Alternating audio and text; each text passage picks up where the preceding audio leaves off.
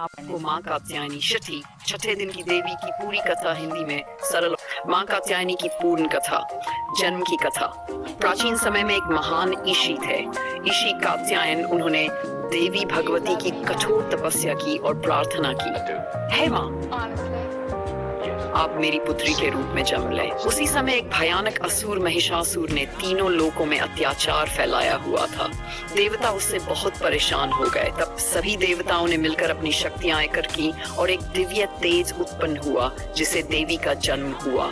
क्योंकि उनका पालन पोषण कात्यायन के आश्रम में हुआ, इसलिए उनका नाम पड़ा कात्यायनी। महिषासुर का वध माँ कात्यायनी ने सिंही या पर सवार होकर महिषासुर से युद्ध किया। कई दिनों तक भयंकर युद्ध चला। अंत में माँ ने महिषासुर का वध कर दिया। इस प्रकार उन्होंने अधर्म पर धर्म की विजय स्थापित की। स्वरूप और माँ कात्यायनी का स्वरूप अत्यंत दिव्य और तेजस्वी होता है। 4 भुजाएं, एक हाथ में तलवार, एक में कमल, अन्य हाथों में वरमुद्रा और अभय मुद्रा। वाहन। पूजा का महत्व था। नवरात्रि के छठे दिन माँ कात्यायनी की पूजा की जाती है। इस दिन मन को आशा चक्र पर केंद्रित किया जाता है। माँ की पूजा से विवाह में आने वाली बाधाएं दूर होती हैं, मनोकामनाएं पूर्ण होती हैं। गोपियों की कथा। श्री कृष्ण को पति रूप में पाने के लिए वृंदावन। नवरात्रि के छठे दिन माँ कात्यायनी की पूजा की जाती है। इस दिन मन को आशा चक्र पर केंद्रित किया जाता है।